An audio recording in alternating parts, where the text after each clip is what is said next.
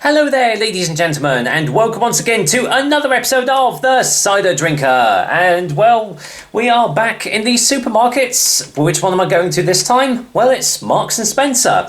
Been a little while since I took a trip to Marks & Spencer, and I saw this on the shelf and I thought I'd give it a go, because I've done their Farmhouse cider with elderflower before, and today I have got a can of their Devon Farmhouse cider with raspberry.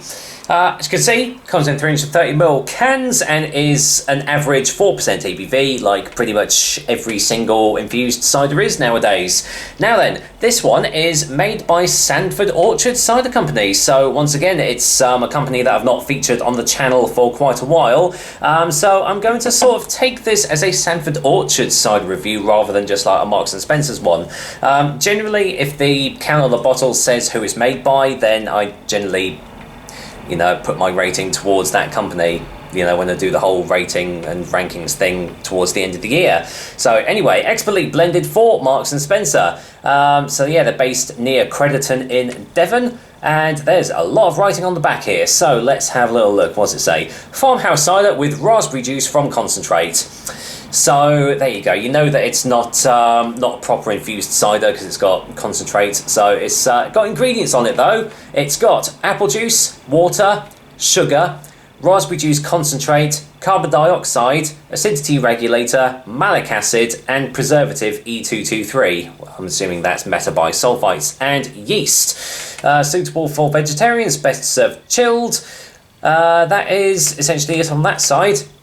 So judging from that, you know this isn't an actual, like, a proper fruit-infused cider, because obviously they've added sugar to it and it's using juice concentrate. So, unfortunately, this can be classed as a cider pop. So this is a pseudo-cider pop central, I suppose you could call it. Did you know Devon's mild climate creates perfect growing conditions for Sandford orchards, where beautiful fruit trees have been tended and grown for generations?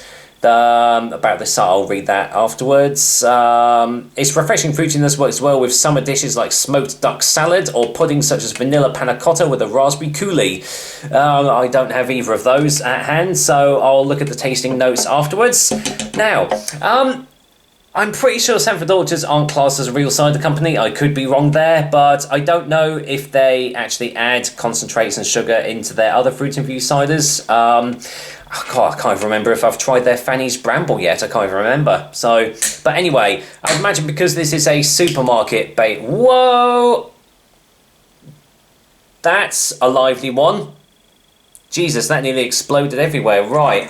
What I was going to say is because this is a supermarket-based cider, I'm assuming that they've cut a few corners to, take it more to the mass market. So just bear in mind what you're going to see in the colour and everything is not 100% natural, but as we all know, it's all in the taste, isn't it? So we will get round to that eventually.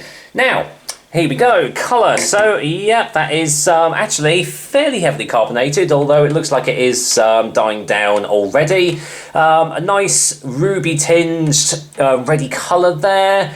Does look the part in the glass. Obviously, it has been filtered down. I can definitely see you guys through there. But does it smell of raspberries? I'm going to hazard a guess and say yes. Yes. Yes, it does. Although, not overpoweringly so. It does smell slightly tart on the nose, rather than being overly sweet.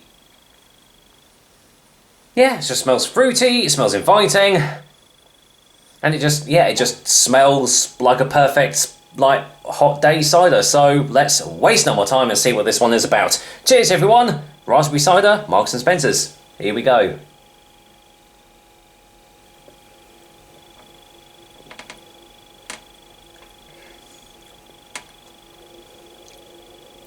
Okay, subtle raspberry notes there. Definitely not overpowering in the flavours. A little touch on the sweet side, obviously from the sugar being added in. Let's get another one.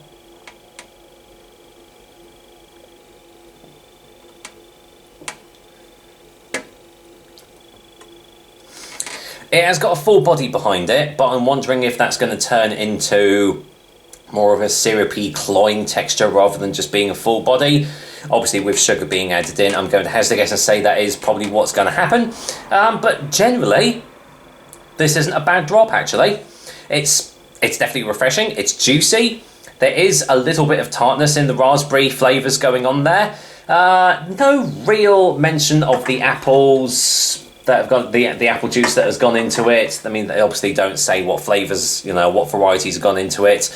But yeah, there's not really much of an apple base there. It's just all about like the raspberries. So yeah, definitely more akin to more of a cider pop than an actual like full-on infused cider here.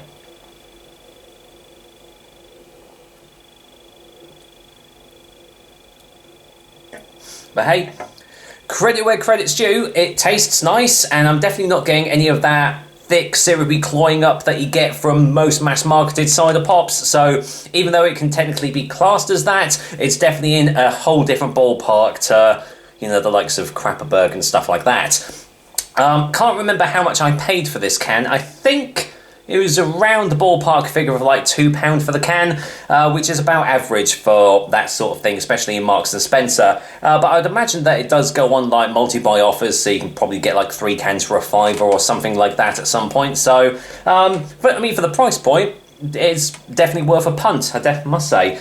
Let's go for a final taste before a final verdict.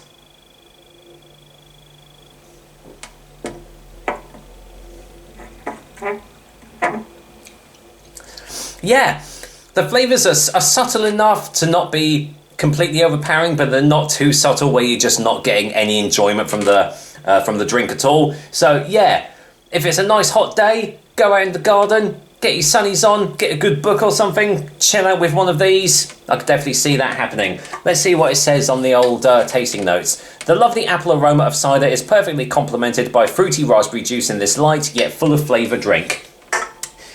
Sort of agree with that. Again, you don't really get much of the apple aromas and flavours. It's all about the raspberry. But hey, I definitely have this over the other mass-marketed stuff any time of the day. So yes, nice one, Sandford Orchards. I would say it's probably a good one to maybe go out and try the rest of their range and just see what else they do. But with that said, for a final verdict, I am going to go and give Marks & Spencer's Farmhouse Cider with Raspberry, which is made by Sandford Orchards, a 6 out of 10. It's just a nice, easygoing cider. It doesn't do anything fancy, doesn't do anything majorly bad. It's just a nice run-of-the-mill cider, a nice fruit-infused one that you can just enjoy on a nice hot day. What more can be said? Well, I'll tell you what could be said. That is another episode of The Cider Drink for you guys. I hope you liked it, and as usual, I'll be back with another delicious and tasty cider soon. But until then, definitely going to go and enjoy this. The weather's sort of clouding over now, which is a bit of a bugger, but hey, can't win them all. Take care, guys. Till next time.